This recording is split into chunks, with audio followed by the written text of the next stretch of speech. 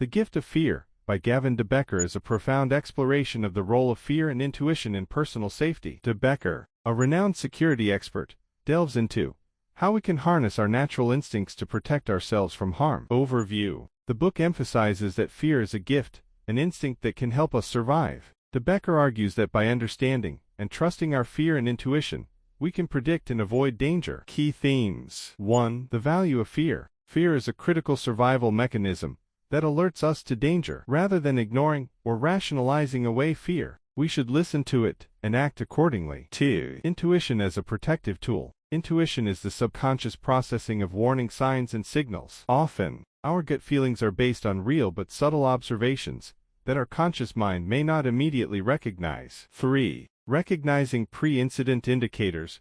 PINs. PINs are subtle signs that often precede violent acts. Understanding these indicators can help us foresee and prevent dangerous situations. 4. The illusion of random violence. Violence typically follows predictable patterns rather than occurring randomly. By recognizing these patterns, we can better prepare and protect ourselves. 5. Practical advice on personal safety. De Becker offers practical strategies for handling various threats, including stalkers, domestic violence, and workplace aggression. Setting clear boundaries and being assertive can significantly enhance personal safety. Important concepts. Pre-incident indicators, PINs. Behaviors and signals that precede violence, such as forced teaming, charm, and unsolicited promises. Recognizing and responding to these indicators can prevent harm. Forced teaming, a tactic used by predators to create a false sense of partnership with their target. The power of no. De Becker emphasizes that no is a complete sentence and should be respected. Firmly saying no can deter potential threats.